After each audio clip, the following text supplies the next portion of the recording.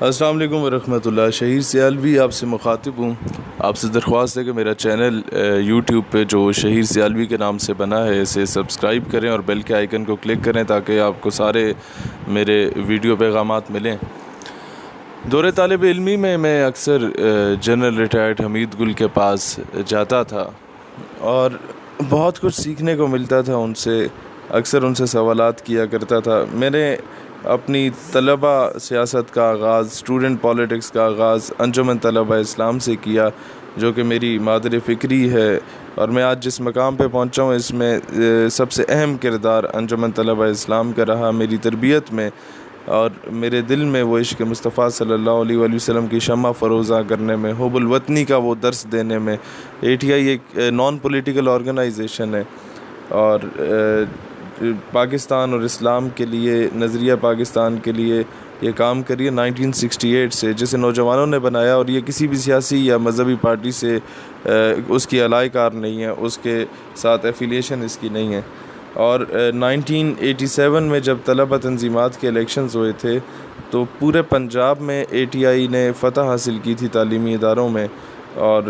UET Lahore سے وہ جلوس نکلا تھا جو کہ داتا دربار پہ آ کے پورے لاہور سے ہوتا ہوا داتا دربار پہ آ کے اختتام پذیر ہوا، جشن منایا گیا اور داتا دربار پہ جا کے شکرانے کے نوافل ادا کیے گئے۔ یہ جو نعرے آپ لوگ سنتے ہیں سیدی مرشدی یا نبی صلی اللہ علیہ وآلہ وسلم کے، یہ نعرہ ATI نے انٹروڈیوس کرایا تھا، اور اسی نعرے پہ انجمن طلبہ اسلام بنی تھی 1968 میں۔ اور پھر غلام ہے رسول کے غلام ہے، غلامی رسول میں موت بھی قبول ہے، جو ہو نہ عشق مصطفیٰ تو زندگی فضول ہے، یہ تمام نعرے بھی انجمن طلبہ اسلام نے ہی متعارف کرائے تھے اس دور میں۔ اور بہرحال ہمارا مرکزی کنونشن ہوتا تھا سال میں ایک مرتبہ، جس میں پورے پاکستان سے طلبہ نمائندے شرکت کرتے تھے۔ تو مجھے ہمارے اس وقت غالباً میں راولپنڈی کینٹ کا ناظم ہوا کرتا تھا، آج سے کوئی 5-7 سال پہلے کی بات ہے۔ تو مجھے ہمارے مرکزی صدر صاحب نے کہا کہ آپ جائیں اور جنرل حمید گل صاحب کو دعوت نامہ دیں کہ وہ آئیں اس کنونشن میں اور خطاب کریں۔ میں چلا گیا کہ اور اس پورے قوی یقین کے ساتھ کہ انہوں نے میرے دعوت نامے کو ایکسیپٹ کرنا ہے، وہ لازمی تشریف لائیں گے، کیونکہ وہ ویسے بھی مجھے اپنے بچوں کی طرح پیار دیتے تھے۔ تو میں ان کے پاس گیا اور میں نے کہا جناب ہمارا انجمن طلبہ اسلام کا مرکزی کنونشن ہے تو آپ نے لازمی تشریف لانا ہے۔ تو وہ مجھے کہتے یار تم ATI والوں کو جو ہے وہ میں مولانا عبدالستار خان نیازی کی وجہ سے جانتا ہوں، اور میں ان سے بڑا پیار محبت کرتا تھا۔ پھر حافظ محمد تقی شہید تمہارے مرکزی صدر رہے تھے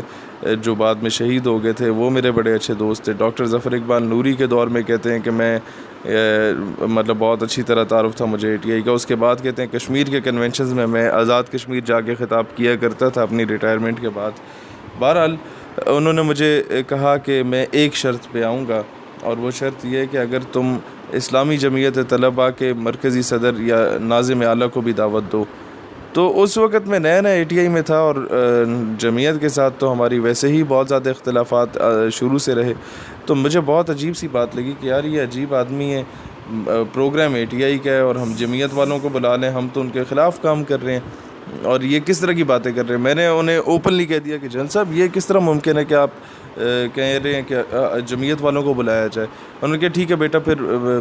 میری طرف سے معذرت ہے، اور اگر مجھے جمعیت والے بھی آ کے بلائیں گے تو میں ان سے یہی کہوں گا کہ ATI والوں کو بلا لو تو میں آ جاؤں گا، نہیں تو میری طرف سے معذرت ہے۔ وقت میری سمجھ سے یہ بات بالا تر تھی کہ یار یہ جنرل صاحب کو کیا ہو چکا ہے، وہ یہ جانتی ہے۔ اسی طرح سے ہے جو لوگ اس بات کو نہیں سمجھتے، جو اسٹوڈنٹ پالیٹکس میں نہیں رہے، یا جو ATI یا جمعیت جو کہ جماعت اسلامی سے ایفیلیٹڈ ہے، جو ہمارا حریف ہوا کرتی تھی، سیاسی حریف ہوتی تھی، وہ جو لوگ ان دونوں تنظیمات کو نہیں جانتے ان کے لیے میں ایک سمپل کر کے بتا دیتا ہوں کہ پیپلز پارٹی کا ایک بندہ جاتا ہے اور کہتا ہے کہ جناب ہم آپ کو دعوت دینا چاہتے ہیں، اور آگے سے جنرل صاحب یہ مطالبہ کرتے ہیں نہیں جی پہلے عمران خان کو بلا لو پھر میں آؤں گا، مطلب اپنی مخالف پارٹی کے صدر کو بلا لو تو میں آ جاؤں گا۔ تو عجیب سی بات تو آپ کو لگے گی کہ جنرل صاحب کو کیا ہو گیا۔ خیر میں نے ان سے بار بار پوچھا کہ جنرل صاحب اس کی کوئی خاص وجہ انکل آپ ہمیں بتا دیں، ہمیں سیٹسفائی کر لیں، ہمیں کنونس کر لیں تو ہم شاید بلا بھی لیں۔ تو انہوں نے کہا نہیں بیٹا، تم اس وقت نئے ہو اس ساری فیلڈ میں، لیکن وقت آنے پر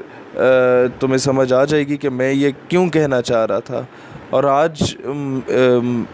جب میں وہ ساری چیزوں کو ریکال کرتا ہوں تو میری سمجھ میں یہ بات آتی ہے کہ جنرل صاحب ہمارے نوجوانوں میں سے وہ فرقہ واریت کے ایلیمنٹ کو ختم کرنا چاہتے تھے، اور چاہتے تھے کہ تمام مسلمان ایک پلیٹ فارم پہ اکٹھے ہو جائیں اور مل کے طاغوتی قوتوں کا، صلیبی قوتوں کا، یہودی قوتوں کا مقابلہ کر سکیں تعلیمی اداروں میں، جو کہ اس وقت ایک دوسرے کی جڑیں کاٹنے میں مصروف ہیں۔ یہ کاش اکٹھے ہو جائیں اور اسلام اور پاکستان اور نظریہ پاکستان کی بقا کے لیے ایک پلیٹ فارم پہ اکٹھے ہو جائیں۔